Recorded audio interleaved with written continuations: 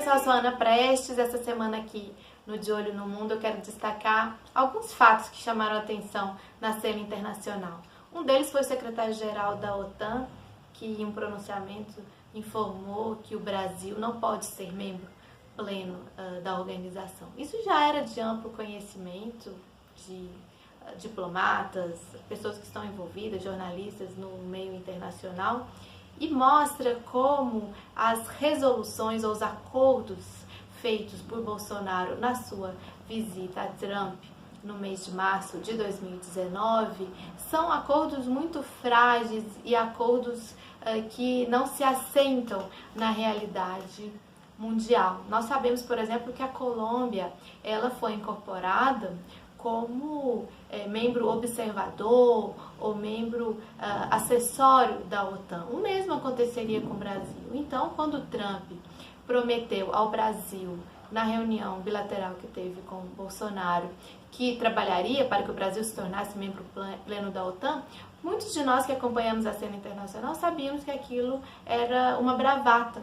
E é interessante porque o Brasil, ele fez concessões nesse sentido. O Brasil, ele abriu mão de um tratamento diferenciado no âmbito da OMC. É um tratamento que é dado para países em desenvolvimento, a mesma coisa para a Índia, para a própria China, que inclusive depois que o Brasil anunciou que estava abrindo mão do seu tratamento diferenciado, disseram: nós não vamos abrir mão do nosso tratamento diferenciado, porque isso se dá no escopo da Organização Mundial do Comércio e que é muito justo que países em diferentes fases de desenvolvimento tenham tratamentos diferenciados. Então o Brasil, ele abriu mão desse tratamento em troca, digamos assim, de algumas promessas de Trump. Uma era sobre a própria OTAN, em que o Brasil poderia se tornar um membro pleno da OTAN, que foi desmentida essa semana pelo secretário-geral da organização, e a outra também é a entrada do Brasil na OCDE, outra organização multilateral internacional que o Brasil pleiteia a entrada. Nós tivemos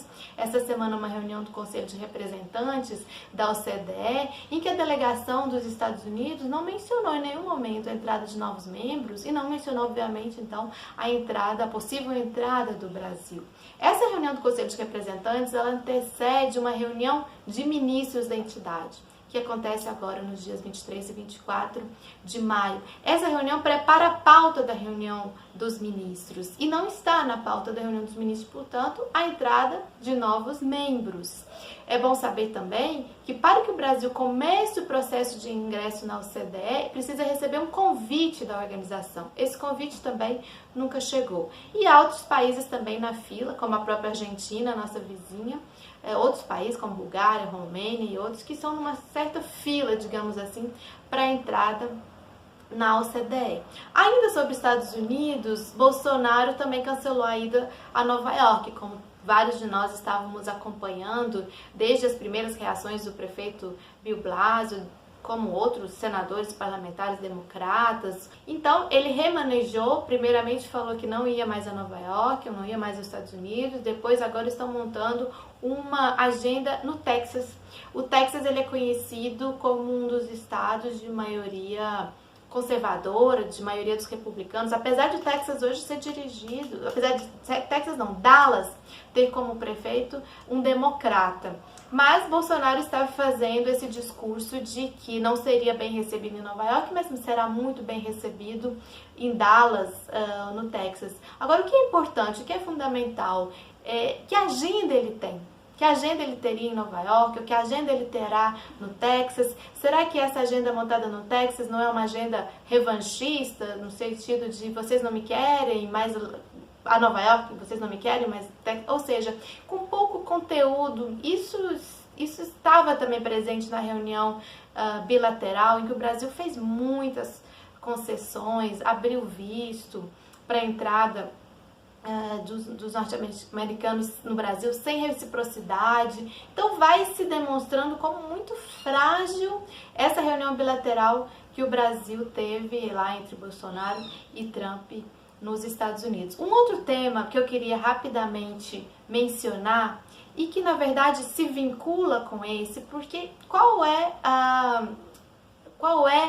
o interesse que os Estados Unidos têm hoje com relação ao governo brasileiro? O maior interesse é o conflito que está sendo alimentado pelos americanos na região da Venezuela, ou na Venezuela, e que precisam do Brasil como apoio. O Brasil, o maior país da América do Sul, Brasil que tem possibilidade de dar apoios, inclusive logísticos, para uma possível intervenção militar na Venezuela, que não está no horizonte próximo, mas que também não está fora das palavras ou dos discursos ou dos pronunciamentos. Nesse sentido, rapidamente, após sair, inclusive, a matéria no Valor sobre o Conselho de Representantes, sobre a OCDE, que os Estados Unidos não promoveram o Brasil como possível novo membro, ontem Trump anunciou que o Brasil terá um tratamento especial para além da OTAN, será um parceiro prioritário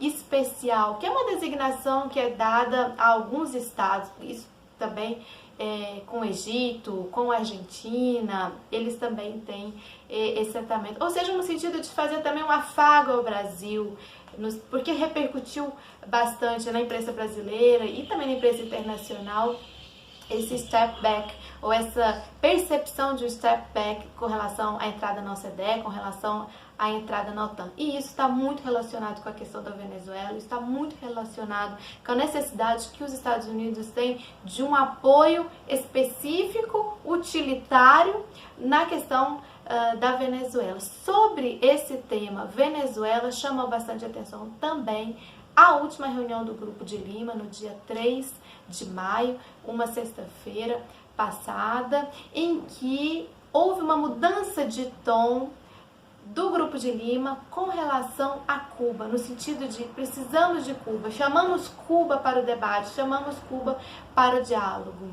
Curiosamente, essa foi uma reunião em que não esteve Ernesto Araújo, não esteve nosso vice-presidente, não esteve ninguém de mais alto nível do nosso governo, foi um representante brasileiro à reunião, mas essa é uma mudança importante e é algo que eu queria compartilhar com vocês.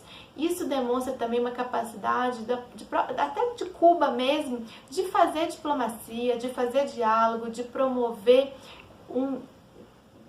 uma construção coletiva sempre para as soluções dos problemas no continente. Então, essa mudança de tom do Grupo de Lima tem a ver com um diálogo que Cuba tem, por exemplo, com o Canadá. O primeiro-ministro do Canadá, Justin Trudeau, esteve muito recentemente em Havana, em conversações com o presidente Dias-Canel, levando a sua solidariedade com relação à ativação por parte dos Estados Unidos do título 3 da lei Helms-Burton, que vai judicializar propriedades cubanas nos tribunais dos Estados Unidos. Então, o Canadá fez esse gesto de solidariedade a Cuba.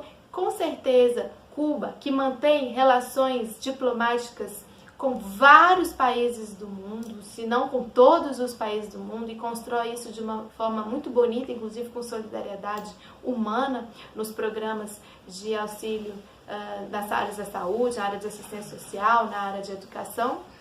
E esse reconhecimento por parte do Canadá, por parte do Peru, inclusive, nós tivemos informações, enquanto investiguei, de alguns pronunciamentos da chancelaria peruana, de que colocar Cuba como adversário na busca de uma solução para a situação da Venezuela não é algo inteligente. Então, isso demonstra também um certo movimento errático do próprio Grupo de Lima, que às vezes tem um tom mais agressivo, às vezes recua, vai muito ao sabor do vento, mas nós esperamos sinceramente que esse tipo de postura favoreça uma ampliação do debate, uma ampliação do diálogo, para que a saída para a crise da Venezuela, em grande parte imposta pelos Estados Unidos e as suas sanções, que tem levado pessoas, inclusive, à morte, sanções econômicas que estão sendo ali colocadas, que isso seja rapidamente solucionado. O posicionamento do Grupo de Lima, no entanto, não impede que os Estados Unidos continuem agredindo a ilha de Cuba. Essa semana, um senador dos Estados Unidos apresentou a ideia, ainda não aprovada, mas de que possivelmente no próximo período seja feito um bloqueio naval à ilha, impedindo que cheguem, inclusive, navios de petróleo, navios de várias origens e que são essenciais para a sobrevivência humana, para a sobrevivência econômica, para a sobrevivência como um país. Então é isso, fiquem à vontade para comentar, sugerir, questionar, criticar aqui no nosso canal, e se quiserem também que a gente comente algum tema em específico, nossa ideia é voltar toda semana. Obrigada pela participação, pela audiência.